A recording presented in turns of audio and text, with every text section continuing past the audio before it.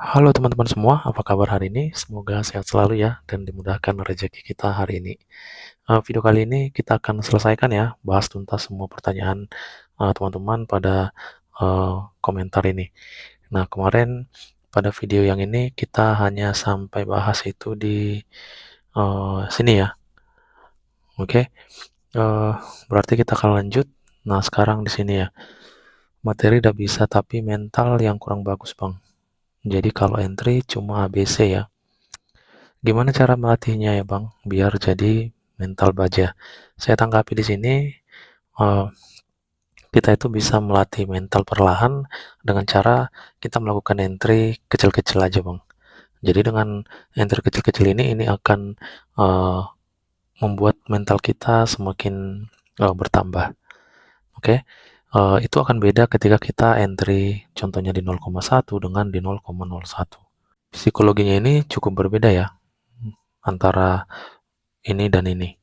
Maka dengan kita entry seperti ini untuk membentuk mental itu yang bisa kita lakukan ya, karena apapun ceritanya mental itu uh, harus benar-benar dilatih sesuai dengan kebiasaan. Jadi untuk membiasakannya ya kita boleh entry kecil-kecil. Oke, kita next ke pertanyaan selanjutnya. Nah ini tanggapan dari Bangkar 12038 ya yang kemarin kita bahas ya soal loss tapi tidak tahu kenapa loss-nya ya. Nah, ternyata kesalahan Abang ini eee, di SL-nya ya, SL terlalu dekat, takut loss banyak, padahal analisa arah market-nya benar. Tapi jemput SL saya dulu baru bergerak. Seandainya saya jauhkan SL-nya sekitaran 10 atau 5 pips lagi, saya sudah bisa profit. Satu lagi kesalahan saya karena gak sanggup tunggu koreksi. Oh, jadi ada 2 poin pelajaran penting dari pengalaman Abang ini, itu merupakan hal yang cukup penting juga untuk kita semua teman-teman, SL dan TP. Apapun ceritanya ini harus rasional kita pasang teman-teman. Bukan cuma TP aja tapi SL juga. Jadi tidak kejadian seperti Abang ini SL terlebih dahulu lalu harga naik sesuai dengan analisa. Nah, yang pelajaran keduanya teman-teman yang perlu kita pelajari dari sini adalah kita harus sabar menunggu harga koreksi. Nah, gitu. Jadi setelah koreksi baru kita melakukan entry. Kalau harga naik setelah masuk OB di sini, kita entry di sini, harga turun lagi. Nah, di sini kita akan terganggu psikologi. Tapi ketika sudah turun baru kita entry di sini, maka ini SL-nya juga cukup kecil ya. Beda dengan ketika kita entry di sini, SL kita di bawah ini. Jadi kita akan takut ini mengalami SL karena ini cukup jauh. Nah, gitu ya. Oke, kita next ke pertanyaan berikutnya.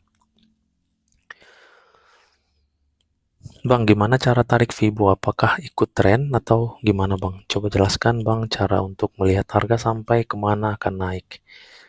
Oke, kita coba langsung ke market ya. Nah, yang pertama sekali untuk menggunakan Fibo ini harus tahu teman-teman pada kondisi apa kita boleh gunakan Fibo ini.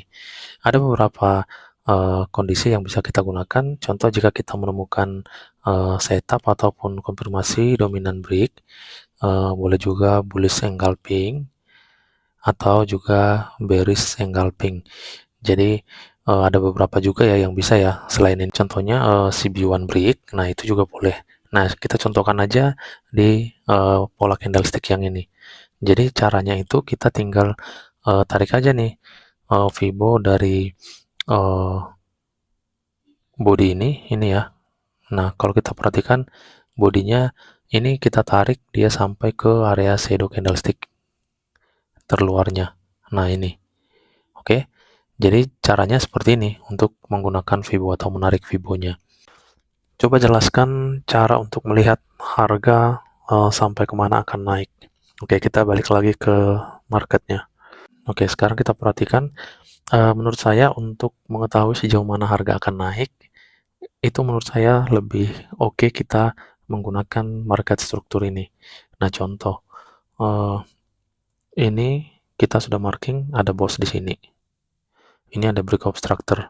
Tentunya pada H1 ya. H1 ini sudah kita tahu nih bahwa harga atau tren sedang naik. Nah, tapi belum tentu ya di H4 apakah trennya sedang naik atau turun ya. Ini kita fokus dulu di H1 dan kita lihat ini ada BOS, ada high-nya yang sudah valid karena sudah nge-break zone ini, ada zone entry di sini, maka kita kan boleh entry buy di sini. Ini kan ada konfirmasi nih.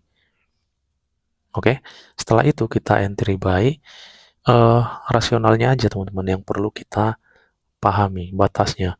Nah, batas pada satu trading kita itu adalah dari ujung ini sampai ke ujung ini. Jadi ini area batas trading kita. Kalau kita entry di sini artinya berarti kita ambil TP, ya sejauh ini aja sudah cukup gitu. Karena kita melihat hanya di H1. H1 ini tren naik. Jika kita padukan dengan time frame H4 contohnya, di situ kita akan lebih paham lagi untuk mengetahui sejauh mana sih harga ini potensinya akan naik. Nah ini ya, di H4 ada change of character. Oke, setelah ada change of character, harga mengalami kenaikan. Nah ini ya, dia mengalami kenaikan, low ini sudah valid karena dia ada inducement di sini. Yang berikutnya yang perlu kita pahami berarti harga ini akan masuk ke POI sell pada time frame H4. Untuk itulah teman-teman kita selalu sarankan pada H1 jika kita menganalisa hanya di H1, ambil take profit yang rasional. Jadi ini kan dia sudah masuk nih di POI H4. Nah gitu. Jadi kalau kita ambil sampai di atas sana belum tentu ini tembus gitu. Maka untuk cara mengetahuinya ya kita boleh gabungkan beberapa time frame ataupun jika menggunakan satu time frame di H1 contohnya, ambillah rasionalnya, take profit, dan SL-nya. Nah gitu teman-teman, itulah cara mengetahuinya. Ya setidaknya di high valid inilah kita untuk ambil take profit. Contoh misalnya di zone ini, nah atau kita lihat aja nanti area seperti ini, kita enter di sini, sampai di sini kan sudah cukup lumayan, nah gitu. Oke, seperti itu cara kita untuk mengetahui sejauh mana market ini akan naik. Kita lanjut ke pertanyaan berikutnya. Bang, seperti apa bentuk-bentuk candle kuat dan lemah dan sebagainya? Uh, jadi candle-candle kuat dan lemah ini menurut saya contoh ya, kita ambil contoh di pola bullish engulfing lah kita contohkan ya, atau bearish engulfing. Menurut saya ini pola candle ini akan lebih kuat dia dipengaruhi oleh time frame teman-teman. Semakin tinggi time frame-nya, high time frame, kita menemukan contohnya bullish engulfing, maka kekuatan daripada pola candle ini akan semakin kuat. Begitu juga sebaliknya jika kita menemukan contohnya bearish engulfing pada time frame M5, M15, ini akan lebih lemah dibandingkan kita menemukannya di high time frame. Jadi menurut saya bukan ke bentuk-bentuknya ya, kalau menurut saya ya, dia lebih ke time frame, apakah dia berada di high time frame atau di L time frame. Nah gitu ya, karena itu sangat mempengaruhi teman-teman. Kalau kita anggap aja bentuk yang sama di dominan break ya, pola candle dominan break, maka dominan break ini akan dipengaruhi kuat atau tidaknya dia melalui time frame ini. Semakin tinggi time frame-nya maka kekuatannya semakin tinggi juga. Nah gitu ya cara mengetahuinya ya, yang mana yang kuat dan yang mana yang lemah melalui high time frame atau low time frame-nya. Oke, kita lanjut ke pertanyaan selanjutnya. Bang, inducement yang valid gimana? Inducement yang valid itu menurut saya tidak ada ya. Inducement itu tidak harus divalidkan ya. Yang perlu kita validkan adalah high dan low. Inducement itu hanya fullback-nya yang harus di break oleh low atau di break oleh high untuk menjadi high valid atau low valid. Nah, kita ambil contoh pada area terdekat ini ya. Ini merupakan high yang sudah valid karena dia turun sampai dia nge-break inducement ini. Jadi yang perlu kita validkan adalah high-nya ini, bukan inducement ini. Inducement itu hanyalah fullback. Oke? Jadi bukan inducement yang valid gitu ya. Yang penting kita tahu di mana fullback-nya, fullback terdekat oleh high ini, maka itu sebagai inducement. Itu aja. Kadang dia kan di dalam struktur ini Contoh kita ambil di sini ya, ini merupakan hike yang sudah valid ya. Contoh di sini ada fullback-nya, di sini ada fullback, di sini ada fullback. Yang mana inducementnya? Tentunya inducement yang terdekat dengan hike ini. Nah, itu aja yang perlu kita pahami, bukan inducement yang valid. Oke, yang terdekatnya ada di zone ini, maka itulah sebagai inducement, bukan di sini. Cukup dia ngambil di sini, maka ini sudah menjadi hike yang valid. Oke, teman-teman, kita lanjut ke pertanyaan selanjutnya. Oke, kita lanjut di pertanyaan yang ini. Tanya bang, biar open posisi lebih akurat. Satu, sudah terbentuk bos naik. Kedua, koreksi ke bawah dan terjadi hike valid. Yang ketiga, turun sampai POI. Yang keempat, masuk POI dan terbentuk 3 candle dominan break buy. Nomor 4 ini yang bikin saya bingung bang. Itu bisa langsung buy atau nunggu terbentuk low valid di time frame kecilnya. Oke, kita langsung aja lihat ke market ya. Oke, di sini langsung kita lihat untuk contohnya. Ini adalah POI untuk buy ya. POI buy, harga turun, ngambil inducement di sini, harusnya kita entry setelah adanya konfirmasi ini. Oke, ini ada break ya. Ini coba kita zoom. Nah, ini ya. Ini ada candle bearish, dia sampai ke zone ini dan sampai di zone ini. Nah, di sini dia sudah ngebreak, maka apakah kita bisa langsung entry di sini? Nah, menurut saya teman-teman alangkah lebih bagus kita entry setelah dia sudah mengalami retracement. Kalau soal boleh entry di sini, boleh teman-teman. Tetapi nanti dia terlalu tinggi floatingnya. Nah, seperti yang di awal tadi yang kita bahas soal tidak sanggup menunggu harga retrace ya. Jadi itu sangat mengganggu psikologi. Kalau kita langsung entry di sini, ternyata dia masih turun. Nah, sampai sejauh ini ya, lalu mengalami kenaikan. Nah, bahkan di sini masih ada ya, masih ada kesempatan kita tadinya untuk entry. Turun lagi nih sampai ke zone ini. Nah, masih bisa harusnya kita entry buy di sini, teman-teman. Nah, coba lihat. Nah, dia naik sampai ke sana. Jadi, yang saya maksud di sini adalah kita harus sabar juga menunggu harga tunggu masuk dulu ke POI. Jadi di dalam ini, nah kita coba tarik Fibo ya, ini sampai ke sini. Cari zone entry di dalam area ini, area 100 ini sampai ke area kosong ini. Nah, langkah lebih bagus jika dia masuk nanti ke contohnya ke sini, ke area equilibrium, lalu kita entry. Ini boleh kita turunkan, teman-teman. Kalau sudah dapat seperti ini, kita boleh turunkan ini ke contohnya ke M15 untuk cari entry point yang enak lah, yang bagus, teman-teman. Kita akan lihat ya. Nah, ini ya. Pertama sekali harga turun ini, turun ke zone entry ini. Nah, ini ya. Tapi dia masih ngambil di body ya. Ini ya. Setelah itu harga naik, lalu ngambil di sini. Nah, ini sebagai area yang baru lagi ya. Nah, setelah itu teman-teman, kita masih ada zone entry ya di sini ya. Ini masih fresh ini, shadow ini. Kita akan lihat dulu nanti ke sebelah kanan itu. Setelah dari sini harga merespon naik, lalu kita coba cek lagi. Nah, ini dia turun lagi ya. Ini dia mengalami penurunan sampai masuk ke sini ya. Naik lagi, masuk lagi ke zone ini. Nah, dia lalu mengalami kenaikan. Oke, dia naik lumayan tinggi ya, ini sampai ke zone ini. Nah, ini. Jadi maksudnya teman-teman, apakah kita boleh langsung entry? Menurut saya boleh teman-teman, tapi itu akan mengganggu psikologi kita dan itu kurang bagus ya. Karena apa? Karena kita entry di angka 100. Kalau seandainya kita entry di angka 50% atau di zone ini, nah ini akan lebih bagus ya, karena TP kita juga boleh lebih tinggi dan SL kita lebih sedikit. Apalagi jika dia sampai masuk ke angka sakral ini teman-teman. TP jauh, SL sedikit. Nah, pastinya kita pasang SL di bawah zone 00 ini.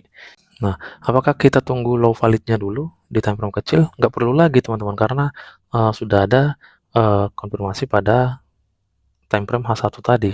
Kalau kita analisa di H1, kita lihat konfirmasi di H1, kita tidak perlu tunggu low valid pada time frame M15, contohnya tidak perlu. Hanya perlu kita menunggu retracement masuk ke angka-angka yang terbaik ya di Fibo tersebut yang kita gunakan. Seperti itu aja. Oke, kita next ke pertanyaan berikutnya. Nah, ini untuk konfirmasi candle yang sering Abang gunakan, konfirmasi candle seperti apa, Bang? Ada berbagai pola ya, jadi juga boleh bearish engulfing, dominant break, CB1, ada juga dengan chart pattern, head and shoulder misalnya, ataupun QM. Nah, di mana yang muncul lah teman-teman? Apa yang muncul pada pola-pola ini, semakin banyak pola yang kita kuasai, ya itu bakal lebih banyak peluang kita untuk mengetahui apakah ada muncul konfirmasi atau tidak. Karena kalau kita tidak kenal beberapa pola, teman-teman, maka kita tidak tahu nih apakah sudah terkonfirmasi atau belum. Ternyata sudah terkonfirmasi, karena kita tidak kenal, maka kita tidak berani entry. Nah, itu ya. Oke, kita lanjut ke pertanyaan berikutnya. Bang, bahas low valid, high valid itu bagaimana? Terus buat apa? Oke, kita masuk ke market. Low valid, high valid. Oke ya. High valid itu kita akan cari ketika tren sedang mengalami kenaikan, teman-teman. Oke, sama seperti halnya di sini ya. Karena kita lihat ini trennya sedang naik, maka kita perlu mencari high valid. High valid dan low valid. Kita akan bahas high-nya. Ini high ini akan valid ketika nge-break inducement di sini. Untuk apa high valid ini? Untuk mengetahui struktur, teman-teman. Jadi, ketika high valid ini di-break, maka ada break obstructor. Dari sini, kita akan tahu bahwa tren sedang naik. Kita tahu tujuan entry kita. Berarti kita akan buy, bukan sell, teman-teman. Jadi tujuannya itu ya. Kalau misalnya low itu ketika tren sedang turun ya. Coba kita lihat dulu ya. Nah, ini tren kan sedang turun nih. Jadi, yang perlu kita cari ketika tren sedang turun adalah low yang valid. Nah, kita ambil aja contoh di sini. Ini adalah low yang sudah valid. Kenapa dia valid, teman-teman? Karena dia sudah mengambil fullback di sini atau inducement. Jadi low ini harus mengambil inducement baru dikatakan low yang valid. Sama seperti high juga harus mengambil fullback atau inducement. Oke, dia naik masuk ke POI, maka harga turun, lalu ini low validnya di break. Dari sini kita ketemu yang namanya struktur. Di sini ada BOS. Jadi fungsinya adalah untuk mengetahui struktur, teman-teman. Ketika sudah valid low ini dan di break, maka kita tahu nih, oh terbentuk BOS di sini. Nah, setelah tahu terbentuk BOS di sini, maka kita tahu arah tren ini sedang turun. Jadi itu fungsinya ya. Itu gunanya kita harus tahu low valid dan high valid. Oke, kita lanjut ke pertanyaan berikutnya. Bang, jika di internal struktur sudah membentuk change of character, apakah bisa dijadikan konfirmasi entry pada high time frame? Contoh tadi di H1 di gold turun sedangkan di M5 naik. Nah, setelah terjadi change of character di M5, apakah itu sebuah konfirmasi untuk melanjutkan tren H1? Nah, jadi untuk case yang Abang maksud, itu boleh dijadikan sebagai konfirmasi entry. Jadi, kalau di H1 seperti yang Abang maksud, tren sedang mengalami penurunan. Di M5, tren sedang mengalami kenaikan. Tapi Abang ketemu change of character sell pada M5. Nah, yang perlu saya tekankan di sini, perhatikan H1 ini, teman-teman. Ketika teman-teman menemukan change of character pada M5, perhatikan ke H1-nya. Apakah di H1 ini memang sudah benar-benar masuk ke POI sell-nya. Jangan sampai terjebak jika teman-teman menemukan change of character pada M5, ternyata belum masuk ke POI sell pada H1, harga belum masuk teman-teman, maka sering nanti teman-teman terjebak. Jadi ada change of karakter, malah naik lagi harga membentuk change of karakter lagi.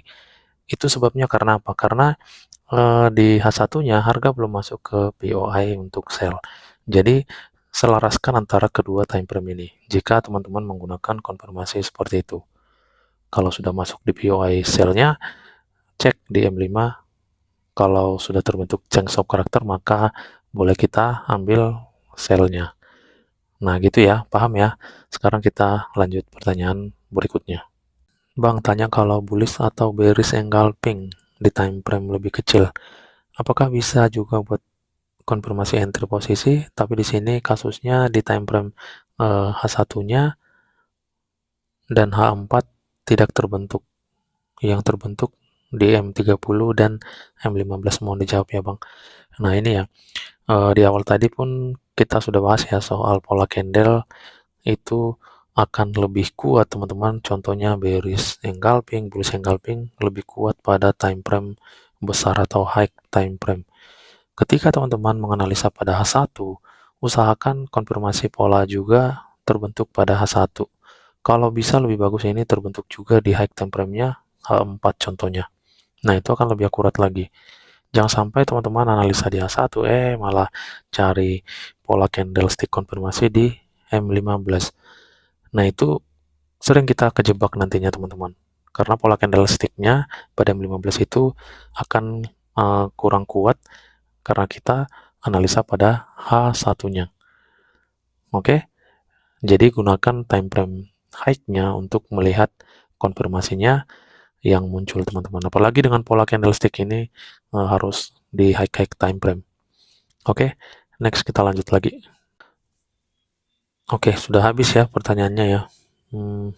Jadi itu aja ya yang bisa kita jelaskan terkait beberapa pertanyaan teman-teman ya yang muncul pada komentar ini ya.